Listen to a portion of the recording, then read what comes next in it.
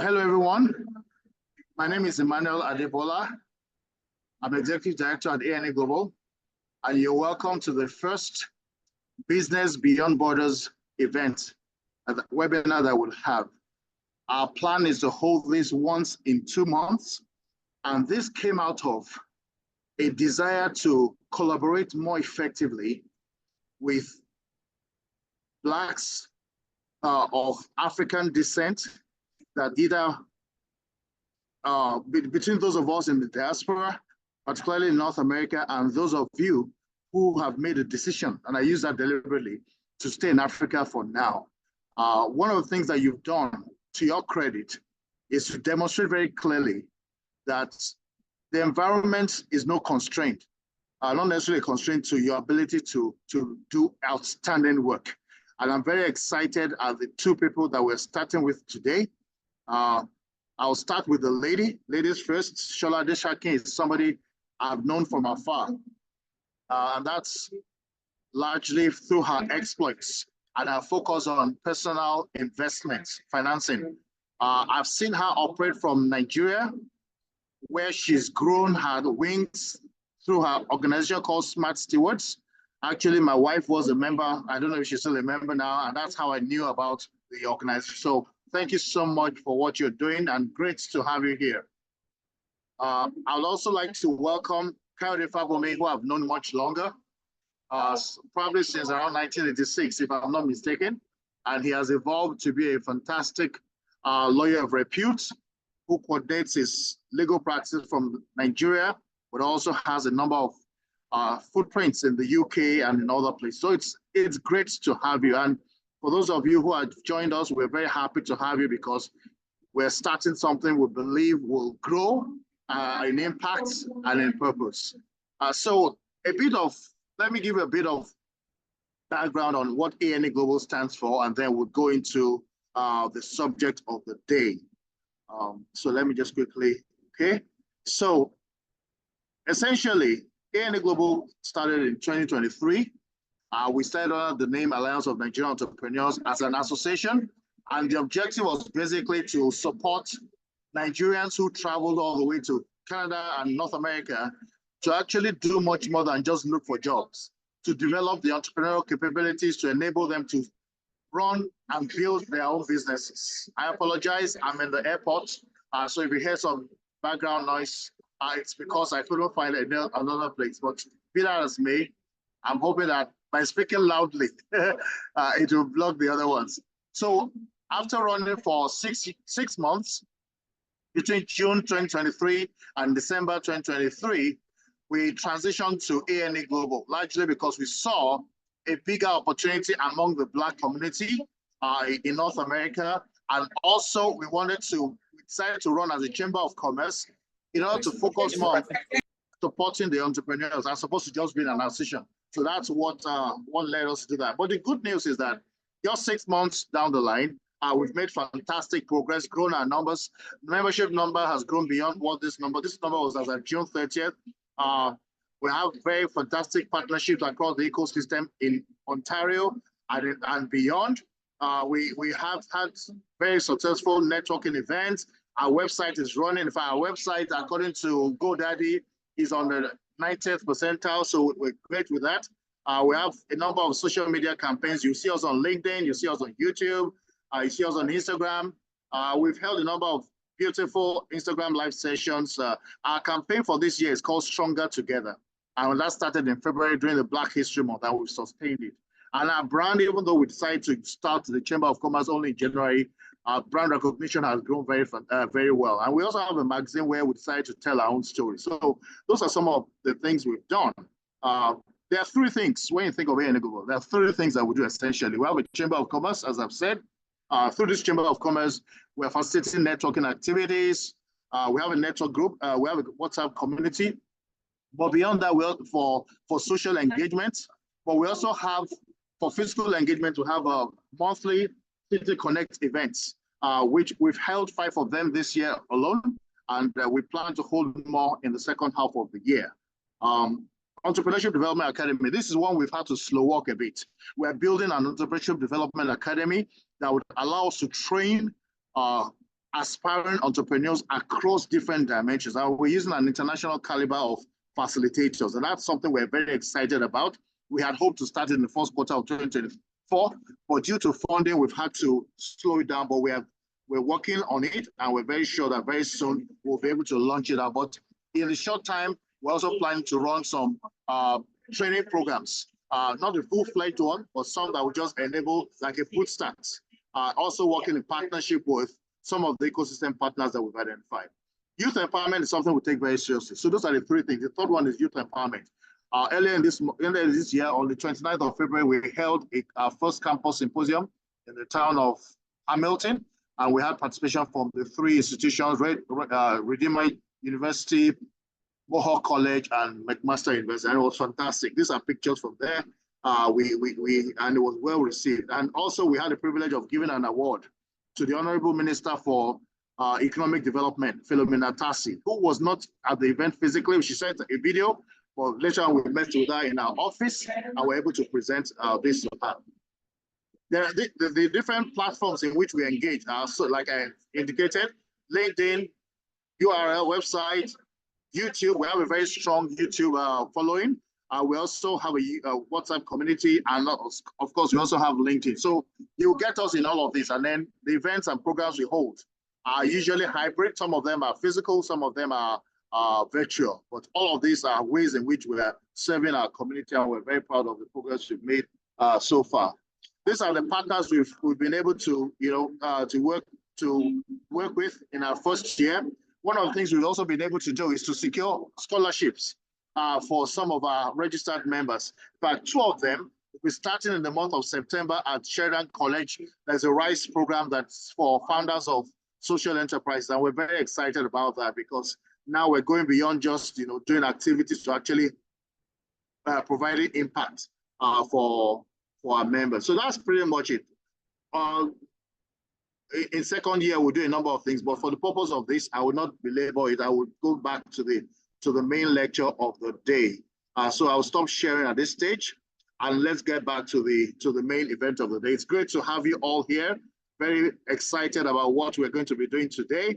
And let's get to meet our speakers for today. So Sola Adesakin, like I said, has made a decision to stay in Nigeria, but right now she's in the US on an exchange program that was facilitated by the United States and I don't know which other government body in Nigeria. So Sola, starting from there, tell us your story. How does it feel to be selected on this very important, very important program, and tell us what has influenced your decision to stay in Nigeria and even what led to the personal financing that you do so well. Thank you. Good morning, everyone. Please confirm you can hear me. Can you hear me? Can you hear me very well, please? Yes, we can hear you. All right, good morning. My name is Sola Adesakin. I'm glad to be here. I'm currently, where am I now? In Santa Fe in New Mexico. I've been traveling a lot in the last few weeks. I am here, like our host said, on an exchange program for which I was nominated by the US Consulate in Nigeria. So I am based in Nigeria, but my company, Smart Stewards, a financial literacy company, serves people all around the world. We are a digital literacy platform. We seek to help people understand how to make, manage, and multiply money. We've got members in the US, in Canada, in the UK, and just everywhere. Why am I still in Nigeria? Well, I believe in Nigeria.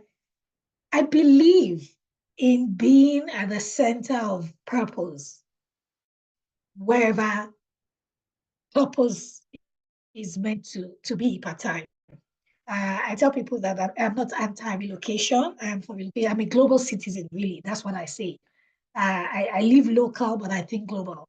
And that's why in the last 3 years, my organization, my company, has served people, Africans at home and in the diaspora in various countries, in like 40 countries, to be honest. We have courses on our academy, a literacy platform that people from all around the world subscribe to. We run conferences globally as well. So far, we have had like the second edition in the UK just 3 weeks ago. I was in the UK 3 Saturdays ago to be precise. We had a UK conference. We have had like meet and greet in Canada and in Nigeria.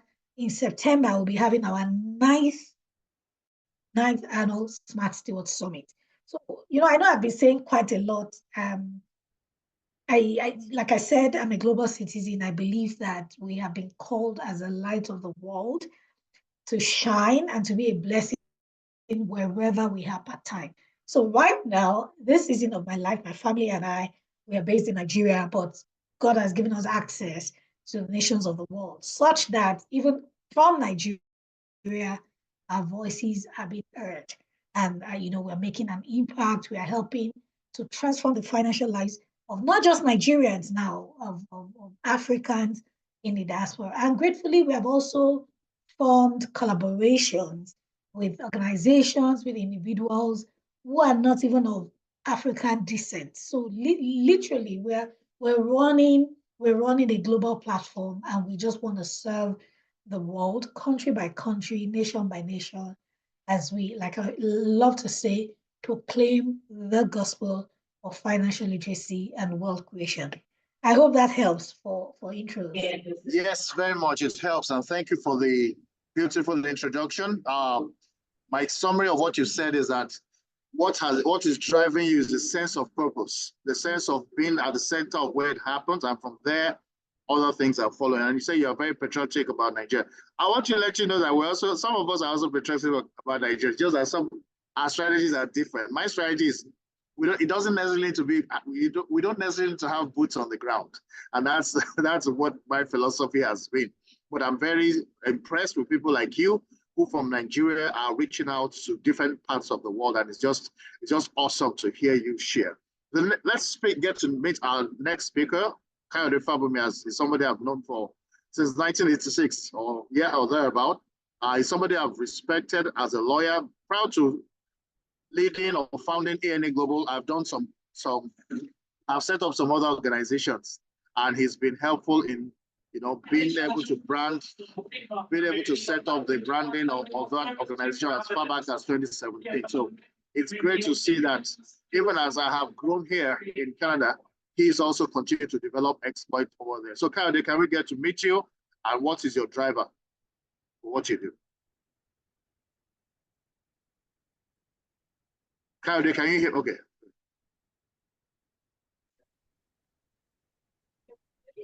Right. So good afternoon from Lagos. I wish I was in America like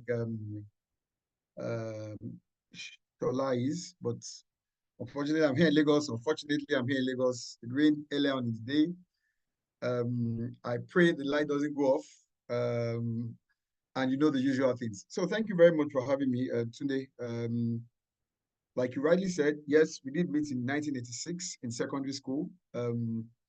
That will make it 38 years now, and we've kept a friendship ever since. Also, as you rightly said, we had a few transactions together in the past, and we're still having transactions even now, both business and personal. So thank you very much for having me, and I want to commend you, commend the drive, commend your intellect, your resilience in coming up with this sort of platform, and the many other things that they're doing, to build bridges. As a matter of fact, I'm a student of history and possibly geography. Today's mom was a geography teacher in secondary school. So now the world is one. I mean, if you know about geography, the world is just one. Is the environmental, ecological intervention that has split us into different continents, different islands, and more recently, the administrative intervention that has put us into countries. So for instance, I'm a Yoruba guy from Nigeria. There are also Yorubas in Benin, Togo, and possibly Ghana, and so and so. So, it's one village, it's one community, it's one humanity. And that's how I see it. I'm qualified as a lawyer in Nigeria to practice in Nigeria. I did a postgraduate in UK. I strongly feel sometimes that I should have been a UK citizen because I often go to UK. UK is like my second home. I now have relatives in Canada and in North America. I have friends there as well. So my area of practice is commercial law, primarily. And what does that mean? It simply means that I'm a business person. I'm a pro-business person. My thought process goes anywhere there's business, anywhere there's money to be made. So one of the interesting parts now for me is the capacity of the diasporan markets, which is people like Tunde and possibly one or two more people on this platform, and many more millions that are in their houses, in their offices, at parties, and everywhere else. The strength in the numbers that they have and the sort of intervention commercially that they can bring to the table in Nigeria. So like Tunde rightly said, well, we all have different strategies. East, west, north, south, home is the best. So where we call home really is where we're from, even though sometimes we go elsewhere to make homes of other places. So, but our traditional basis, where our parents, our forefathers are from, we still refer to those places as home.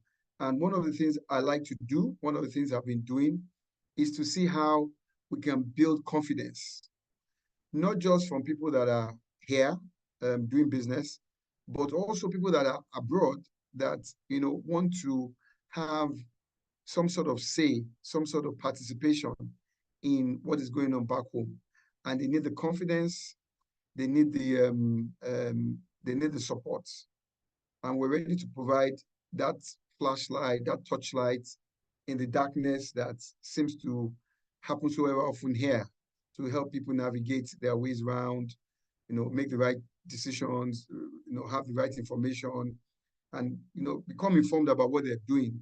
Unfortunately, not just about Nigeria, but Africa, actually worldwide, human nature is very treacherous, so if there are no checks and balances, a human being will misbehave. So what we try to do is, to try and put that perspective in place that will guide people to make the right decisions. And that's why I'm here, to support whosoever it is that is interested in, investing at home or finding out information or need any sort of support that we're able to give. So thank you for having me, Tunde. I hope Tunde hasn't disappeared. I'm here. Sorry, I had to put myself on mute because I'm at the airport. So I don't know, maybe it's just my ears that have not been hearing. Well, all of it is like they just started blasting everything of this. So, but I heard some of the things you said, one of which is that how you define home. And my reaction was home is where the heart is. For someone like me, I don't know, maybe it was because I watched so many movies. Home has always been North America for a long time. Something inside me just aspired. So I feel at home right now, even though I'm Nigerian by birth.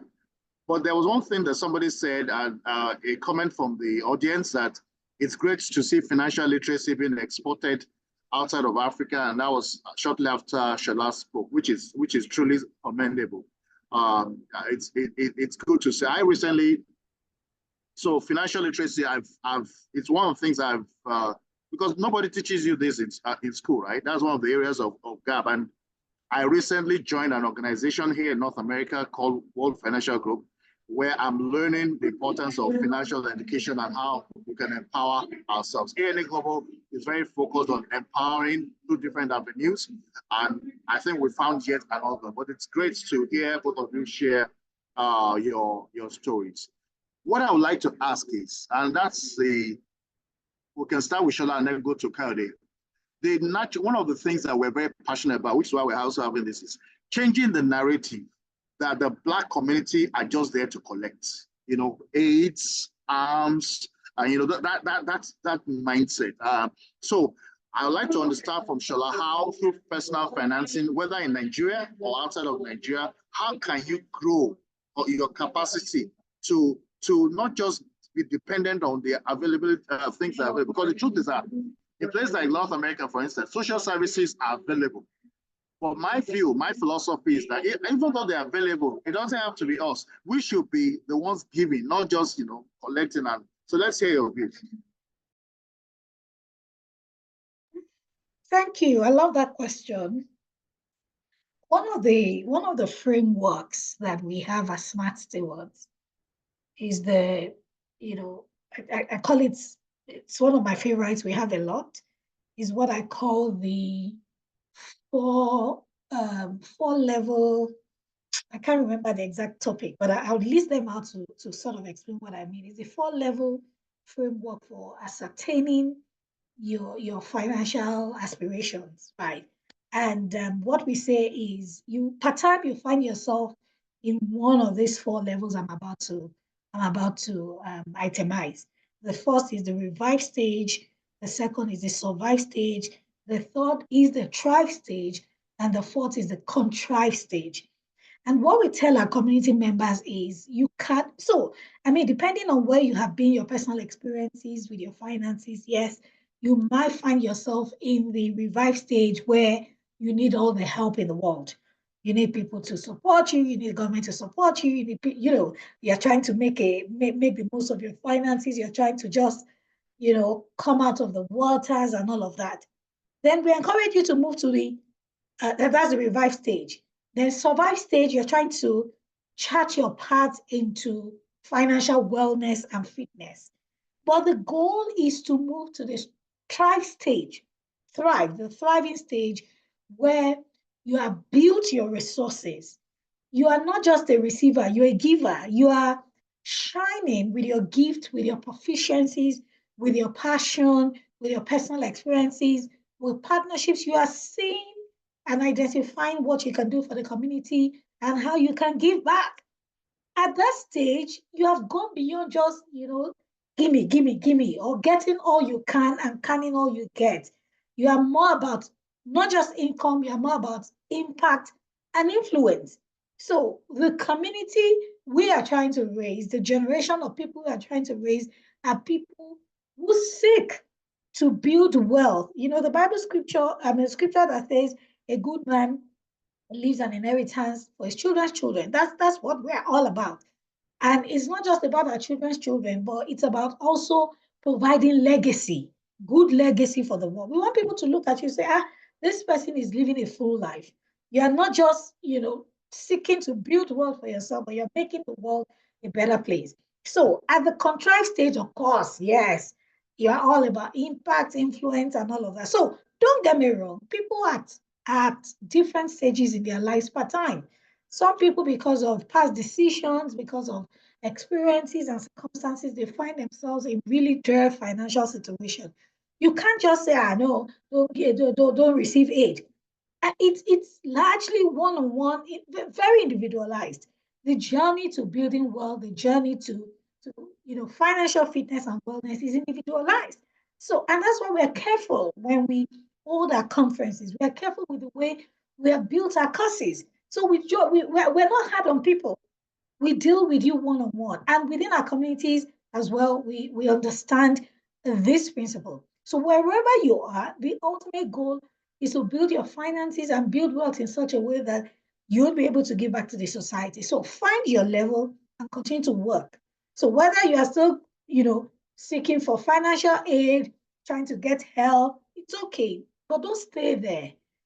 Seek to enlarge your capacity, enlarge your proficiency, monetize your passion, form or forge the right partnerships on your way to getting to the top, whereby you can also establish a not-for-profit, you can establish initiatives that will help you, give back to the society. I hope that helps. Yes, it does. And it's very exciting to hear you say this. And I'll tell you why. Recently, I founded an organization called Black Excellence in Action. It's starting in the town of Milton where I live. And it's funny when you are saying, because the fundamentals of starting that is that we need to move beyond survival to thriving. So when you were saying, I was it's funny because it was just a thought process that was based on Maslow's hierarchy of needs. Now, there are a number of associations that are already existent in Canada.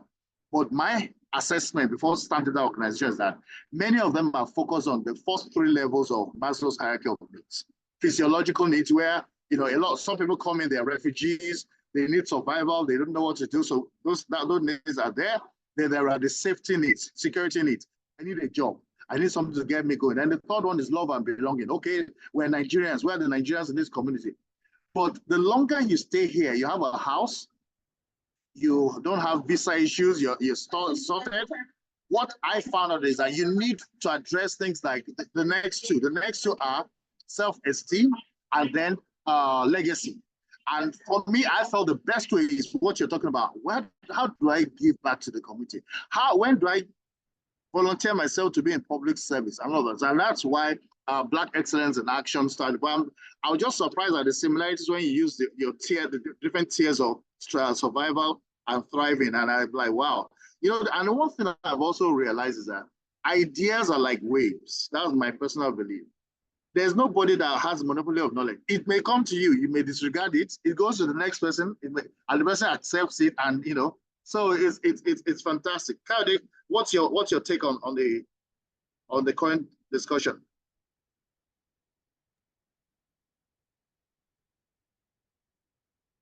Perhaps, Kayode, if you remember, there's a story you told me about how some aid was given to Nigeria and was withdrawn.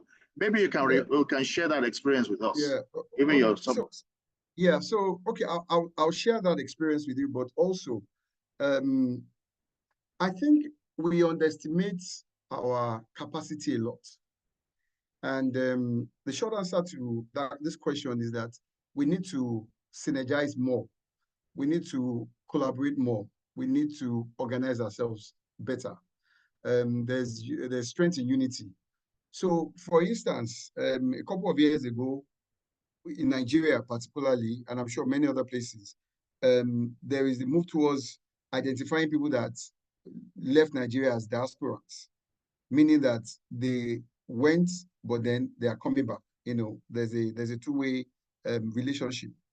And what that simply means is that, there is benefit in that.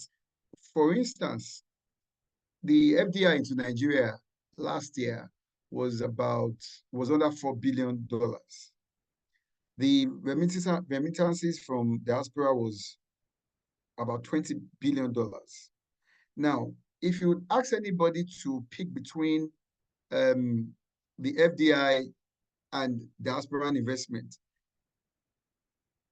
more often than not, or immediately you want to go to FDIs, because that's the mindset, FDIs. But in that 20 billion that was captured, that data, I do not believe, is a true reflection of the remittances that came into the country, both in direct cash and even indirect cash. So, for instance, people that send goods home, that send medicine and stuff like that home, the 20 billion does not even account for it. And not to now talk of those who don't go through the official channel of exchange, that is not captured. And if it is, in a way, is not adequately captured. So now, if you look at that example, you find out that we don't need to beg. Africa, Nigeria is a very blessed country. All we just need is to just organize ourselves in a much more efficient and effective way. Put in place regulations, put in place laws that will clearly spell out, the do's and the don'ts, how to go about things, and the other issues around it. So if I'm going to touch on what Tunde said, one of the things I probably didn't say was one of the areas that had concentrated my my practice over in the last few years had been public-private partnerships, privatization, diaspora investment, but particularly PPP, public-private partnership, which is basically the government conceding its infrastructure assets to the private sector to finance and manage, run, and then return. Now, a couple of years ago, as we always do, Nigeria, I'll tell you two stories that, sort of relate to this. We went to the World Bank to access a grant, which was basically to help us with project development, to assist with how we conceive our projects, de-risk our projects, and then bring our projects to the market. the fund was about $350 million. Now, when the government team left, we left with about 30-something people from Nigeria to the World Bank in DC, Washington, DC. When they got to the meeting, the World Bank people just had a seat for maybe 4, 2 from their side, 2 from Nigerian side. The Nigerian delegation was about 35. Ministry of Finance, Ministry of Justice, Debt Management Office, Ministry of this, Presidency, and the likes. We got the grant, and it was meant to, I think, be for 3 years. But throughout that period, not one single dollar was accessed by Nigeria and Nigerian businesses. The money had to be returned because it was returned at the end of it. Nothing was accessed. So you find out that, again, when we have the opportunities, we don't take them. Like in this instance, you can imagine how much that would domino effect that will have on so many things in Nigeria, on the infrastructure, on the social, economic environment, etc. So it's a very saddening situation. But again, this was a couple of years ago or several years ago, and I just hope that as we advance, we are able to close those gaps. The second story I want to tell you that sort of touches on this also has to do with IMF. So we were contacted by the government to draw up governance documents for the country in PPP, public-private partnership, and I led the team. We had as our partners some Indians, an Indian firm, and at the end of the process, we were told that the World Bank wanted to sort of review what we did, which I found a bit funny. And the government team, they were all over the place. Oh, what IMF. Oh, they sent the documents to IMF. And then they requested for a meeting. Unfortunately, COVID happened, so we couldn't do physical meeting, so we had to do virtual meeting. And of course, the IMF guys looked at the documents and they trashed it. They said it was rubbish, it was this, it was that. And the government people started panicking. They called us, they said, you see, oh, we don't want to give Nigerians this work, but we just felt there was local content. That's why we gave you, the Indians, So I said, no problem, let's have the meeting. And then on the day of the meeting, I started the conversation. I said, well, this document was based on this parameter, and these were the reasons why we drew it like this, blah, blah, blah. And then one of the people on this platform was part of that process. She's on the platform now. And World Bank, the IMF guys just said, the first thing they said, oh, Kayode, we're sorry, we didn't understand the context. We just reviewed the document, in a general manner. And they said, no, well, there's always a context for everything. This was the reason. This is a review document from the original document. We had to input this and this. And oh, yes. We completely agree with you. So move on. Second document. Oh, yes. We completely agree with you. Oh, and all the ones we did from Nigeria, the Nigerian team, they were all approved. Even though I don't think we require their approval, but they were all approved. The Indians, on the other hand, they had a very difficult time with those guys. They were going forth and back because they didn't even understand the terrain. So to the point that you made, we are always asking for, seeking out help. We don't need to. And that's one of the reasons why I'm here. We don't need to. The community in diaspora and even the community that is here, when people say they're looking for funds, Sola is here with a literacy platform. If you take statistics of the people that are on the platform, the amount of money that resides in Nigeria and in people's hands in Nigeria is unbelievable. And after this program, I'm sure I'll try and reach out to Sola to see what we can do together. It's unbelievable. Wastages, over a lot of irrelevancies. We have the capacity, both local here and for those of you that are abroad, we have the capacity to make things work and to make things happen. All we just need to do is to organize ourselves. And I'm very grateful to Tunde for putting this sort of platform and all the initiatives he's doing, because that is what the Black community lacks. We lack leadership. And any organization or any people that do not have leaders, they will perish. We lack leadership in all, strata of life. Look at religious organizations. You have the Catholic Church, well organized.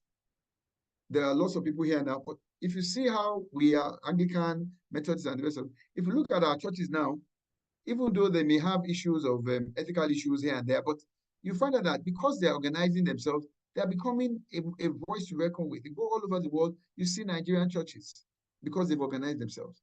When we were growing up, it was crusades that we used to go to. There was no formal structure, no hierarchy, and all the rest of it. But now you're having it, and you see them all over the world. Just today, I was watching, even though very comic in a sense, Odumeji, the comedian turned pastor, pastor turned comedian, whichever we want to look at it. He's going to Russia in about a week's time, 2 days in Russia. And I looked at it and said, Russia, what is, I mean, I hear people going to evangelize in what's it called, in UK, in US, and the Western world, but in Russia. So that shows that when we organize ourselves, we're able to do more. And we need to encourage ourselves, we need to build our capacities, we need to work towards ensuring that we continue to have that network that becomes changes from rent seeking to become landlords. Thank you.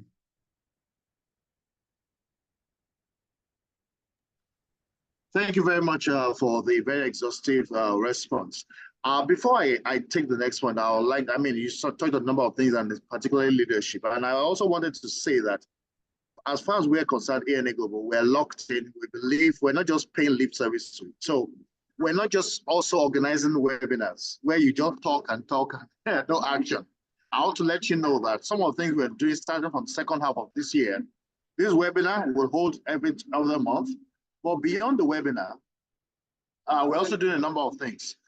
There's a group. So as part of our WhatsApp community, there's a research I've been doing personally, and that is to look for what we call ANA's bridge to Africa on entrepreneurship. And what do I mean?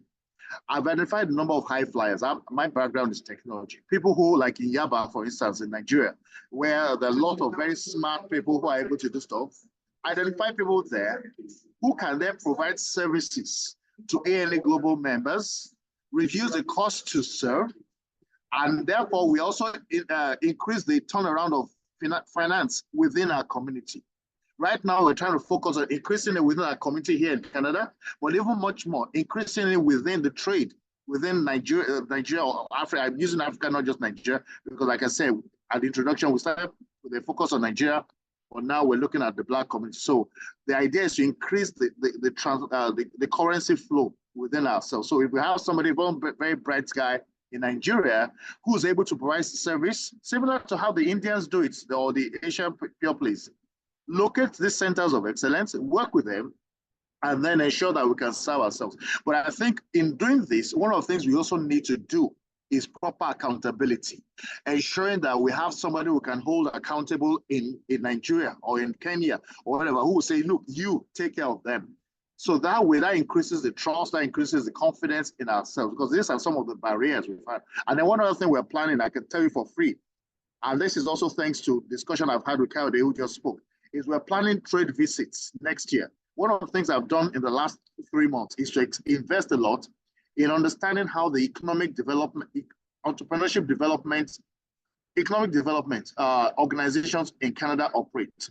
And in every municipality, there's an economic development office, also at the province level and also at the federal level. I've engaged at all 3 levels, and I understand how the process works. So part of that is organizing these trade visits with specific select government officers and business owners in Nigeria, starting with Nigeria, to come next year. We're planning for next year, somewhere around April to June, where we'll bring them on board. And we're looking at cities like Burlington, we're looking at Oakville, we're looking at Brampton, we're looking at Mississauga in different phases. So I've been having those discussions in the background, and I'm very excited that, so that way the idea is the Economic Development Centers prioritize what they call investment attraction. And I know that a number of Nigerians are also looking for opportunity to invest one, and also look for partnerships where they can expand their frontier. So those are some of the things we're doing, which we're very excited about. and which we believe will change the dynamic beyond just talk, because quite frankly, we could talk from now to forever. It's the actions that we do that will ultimately determine our ability or otherwise to make the desired impact. Let's welcome some questions from those of us who are viewing now. If you have any particular question, please just drop it on the comment as we take the next set of questions, because again, we want to make this as interactive as possible so you also get the value. Maybe there are some of the things that you have you would like to understand or know more from what our speakers are sharing today. And I also know that there are people here who have sufficient expertise themselves and can contribute very meaningfully to this discussion, but would just respect our speakers for today, even as they continue to share. My question, maybe to Kayode and potentially to Sola. You talked about our numerical strength, which is evident in Africa, particularly in Nigeria. What ways in which can we turn this into this comparative advantage into a real value? So we have the comparative advantage in terms of numbers. We also have a rich youth population, which I just read ADB's report for the next year or something, African Development Bank, and it's fantastic to see the growth in numbers. And I think, according to them, Africa is now the sixth fastest growing sector. If I remember, I read that earlier in the year. So there are signs. They're not so. There are signs here and there that there's some hope. And the one that gladdens my heart, which we all know, is how we were able to leapfrog with fintech. Africa didn't necessarily start fintech, but fintech, we've mastered it and done so well that we have many credible examples of fintech companies, how they've been able to grow. So I'd like to hear your views on what are those advantages and how can we make the most of them, particularly with support from the diaspora. Sola. Thank you. You already said it. I think the Nigeria as a country and Africa as a continent is super blessed. Right now, I am in the middle of an exchange program. I have 17 other women from 17 other African countries.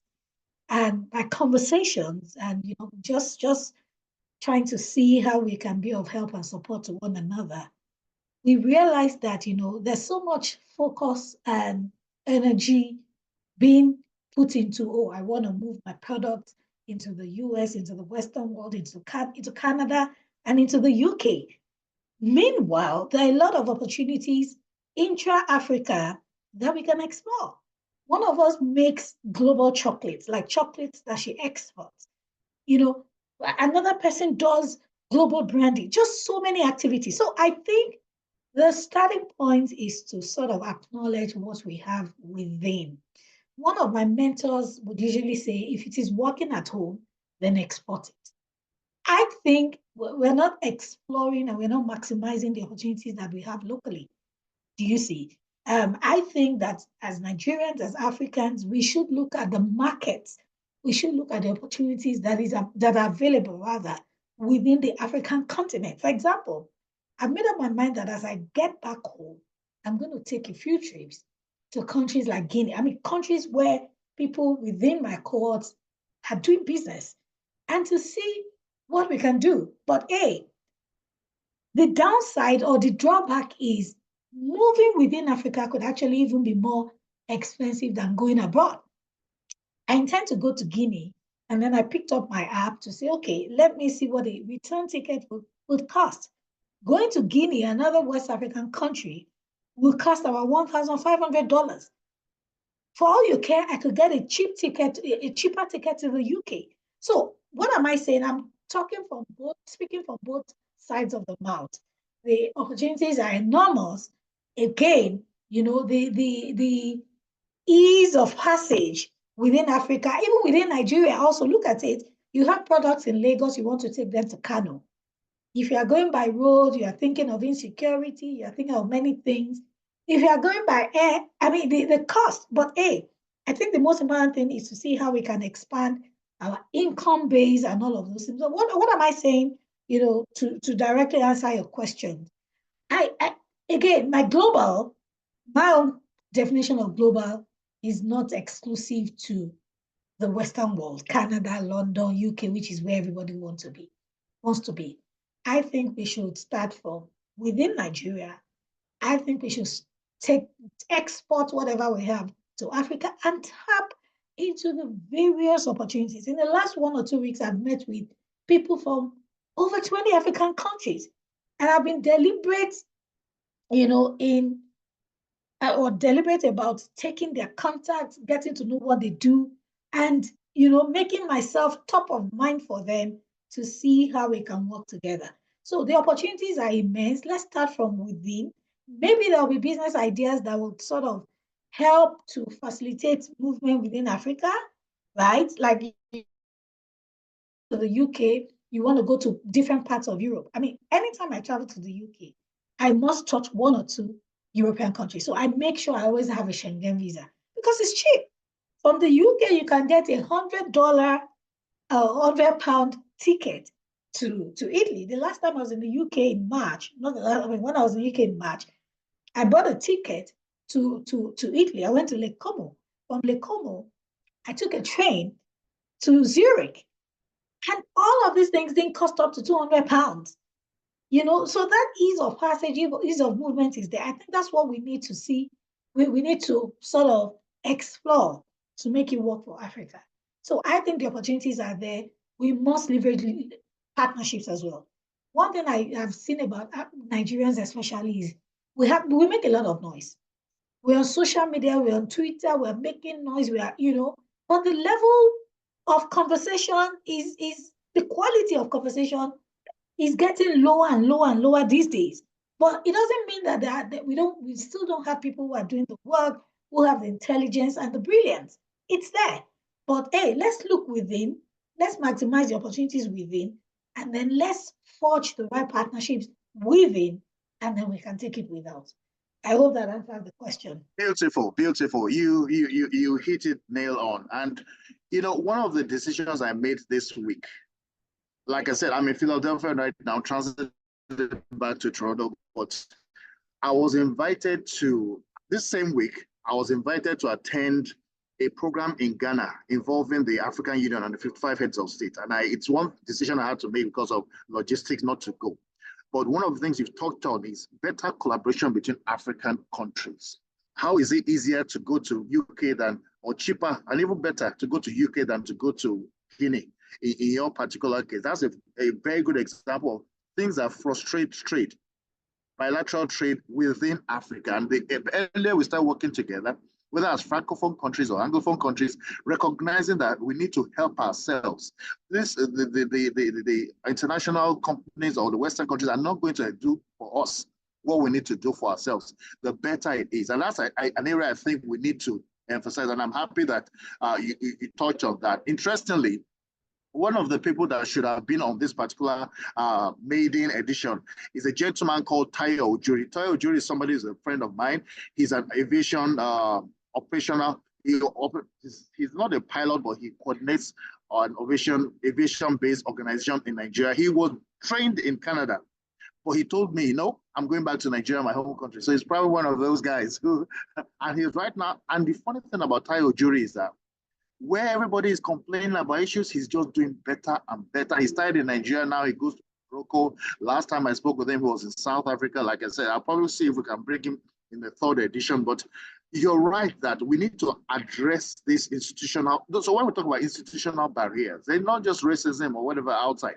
It is what do we do to ourselves, the trust issues, low trust issues, and also addressing the things that need to happen sooner than later. How committed are we to supporting each other? One of the challenges we have, for instance, is also even access to funding.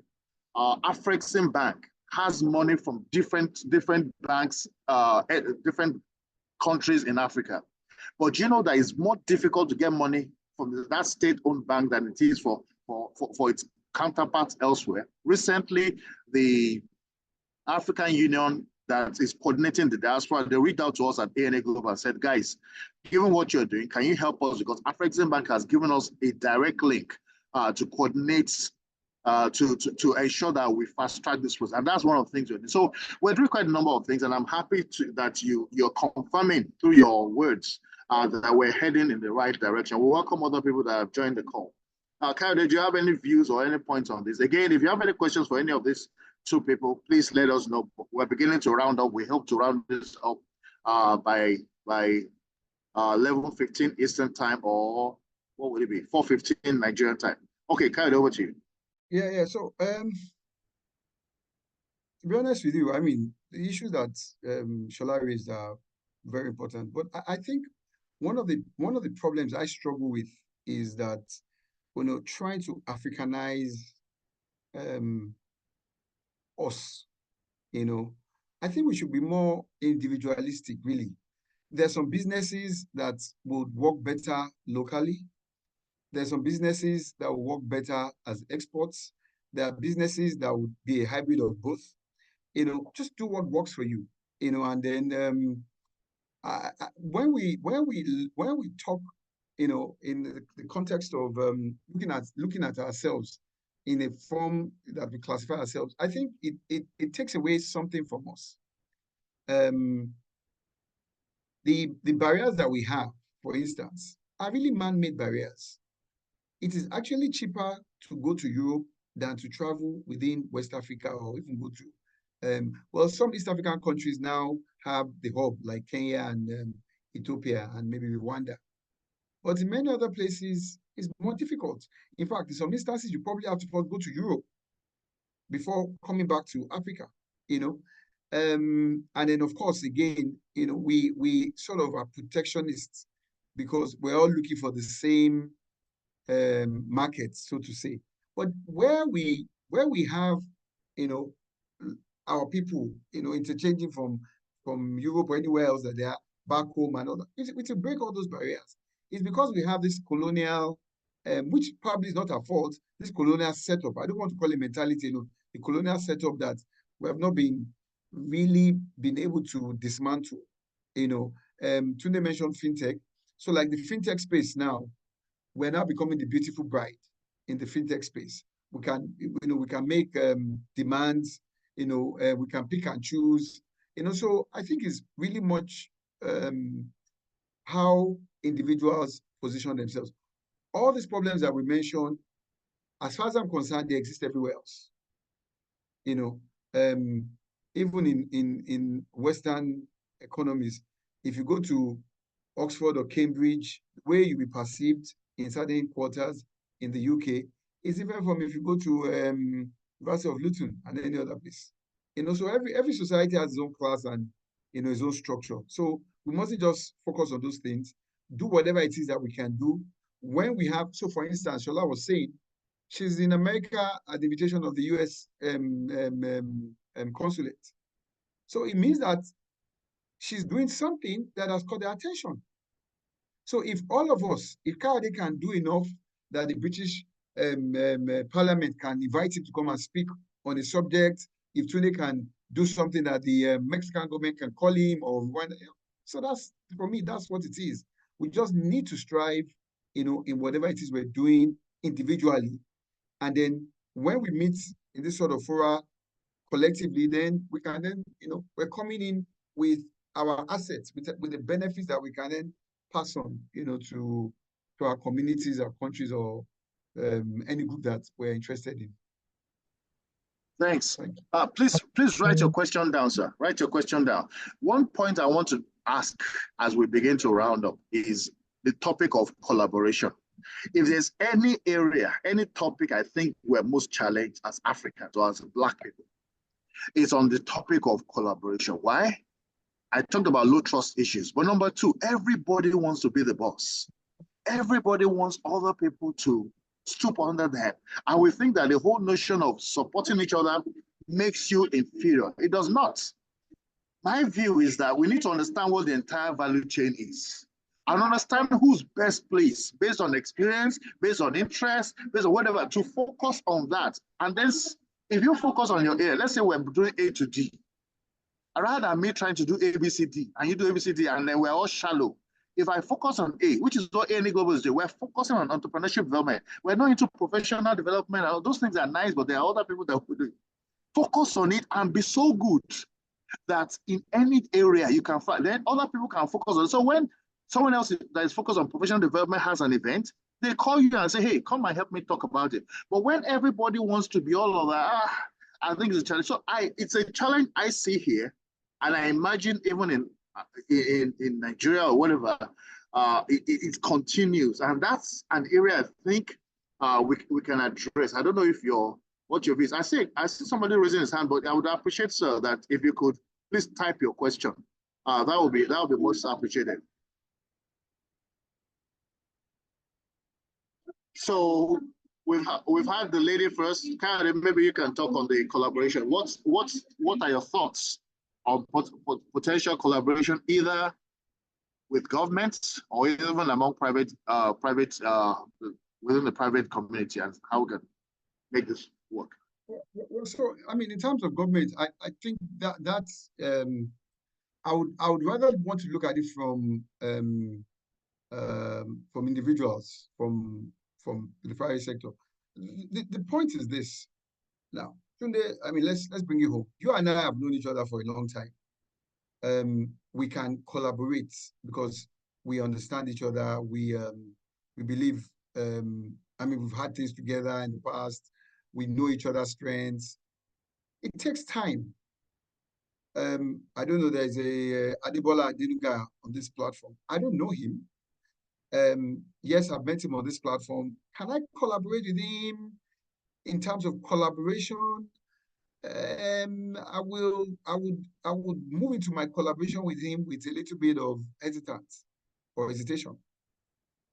So what am I trying to say? Sorry, Mr. Adebola Adenuga, I put you in focus. What am I trying to say? All I'm just trying to say is that these things are free will. They are things that you have to sort of nurture, develop, and let it grow.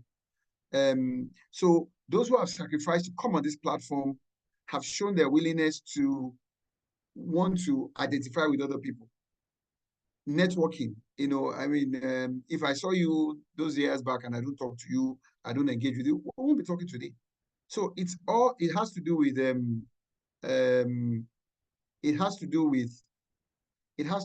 with how we, position ourselves, what our interests are, and how we can, just go around. I don't think there should be any sort of pressure to collaborate. It must be from free will, and then you must also have something that you can offer. So if you have, and I believe everybody has something to offer, once you have something to offer, then it makes it a lot easier. It won't be a parasitic relationship.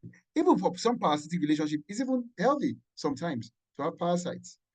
So anyway, my view on this is that we need to collaborate more, and one way to do that is to network. Go out more, meet people more, attend conferences, go to where your market is, go to where your interest is, and things like that. And I'm sure, like Sholana, for her to have gotten the US consulate, I'm sure, did you just pick her out of the blues? She must have gone to some places of interest, places that, would advance her cause. And then that's how she got noticed and, had this opportunity, which again is collaborating because she's meeting other people from other countries, expanding her network. And then, so that's it. Thank you. Good point. Shola, what's your take on that? And then Mr. REAIC, could you please confirm your name so you've made a very good point. I would like to stay.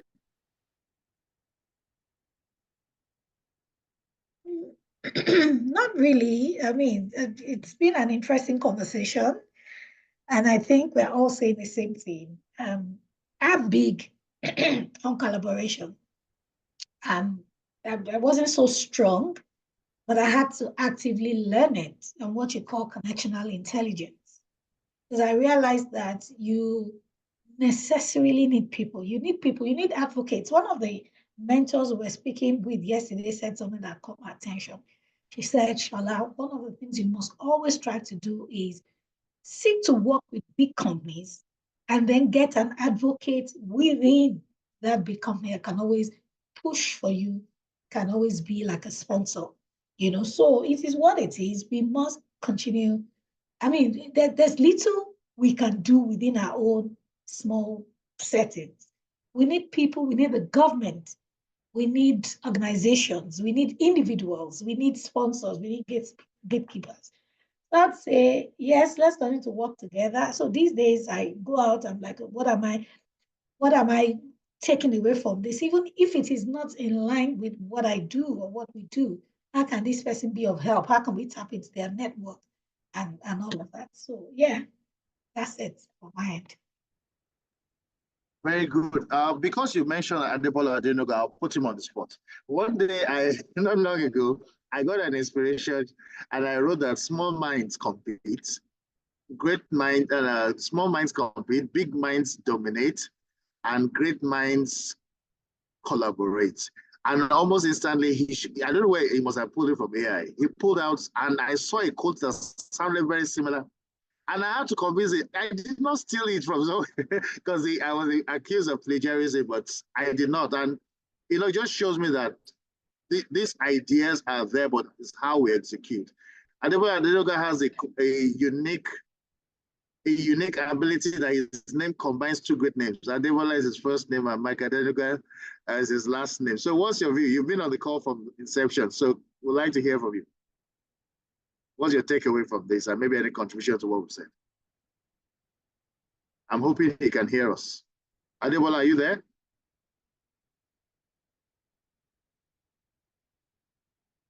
Okay, maybe he's not able to talk at this time. He's a man of many busy parts. Okay, there's a gentleman who's raised a question but has left. He said, individualistic aspiration is what is holding Nigerians back because we are not able to leverage. How do we grow? That was the question he wanted to ask you speakers. Well, I imagine that you've more or less spoken to those lines. I think Kayode's preference is more for individual relationships built from an individual level and scale. And my take on Shola's viewpoint is that she recognized that as much as you can partner individually, you need other stakeholders in the ecosystem to actually make it worth the while. The government, sponsors, and all these other surround people would actually make it worthwhile. So I agree it's a combination of both. And I'm very excited that we're starting something today, have the discussions, and probably take it forward. I'd like to take a moment to recognize that Sola Adesakin is not only doing that work, she has a lot of materials. Sola, if you will please indulge us, where can we access your materials and which one addresses what? So over to you. I'm very big on social media because I think it's one of the platforms for leverage. I'm on YouTube at Sola Adesakin, Instagram, Facebook, LinkedIn, and I'm very active across all of those channels. But we have an academy called the Smart Stewards Academy, academy.smartstewards.com. We have global courses that address financial literacy, business literacy, and whatnot. So please check us out and kindly follow and of course subscribe, patronize. Thank you. I already follow you on Instagram, so I know that, and I think we're friends on LinkedIn. But if it's possible for you to, I was going to say something now, but skip my mind. Maybe provide a reference, because I imagine you have materials on Amazon as well, if I'm not mistaken. Materials that people can buy. Yes, the question I was going to ask you was Smart Stewards. Is it gender? Is it for women only? Or okay. It's for men and women. Okay. Smart Stewards caters to men and women. Okay. Just 1 minute, please. Let me get my books on Amazon so that it won't really matter, because even if it's for women, don't forget women gave birth to us, so we can see claim our rights. I'm sharing my books, the link to my books on Amazon. Please check. I have about 8 books or so. Yeah. Excellent. So what I'll do is in my recap to people in our online group, I will include your link so that people can access it. And again, the good thing is that because we're recording this, we're going to be publishing this on our YouTube link, because we're very deliberate about it. We're very purposeful of ensuring that it's not just talk. We would like to make things happen, and we welcome your contribution. My hope is that before long, when ANA has when we are big enough, we'll be able to invite you for speaking engagements, not just online now, but physically, because like I said, we have big plans in the future, but it's just that you have to learn to crawl before you walk or even start to run. But we have big plans and we welcome support from you. So thank you so much for this so that I can end the recording.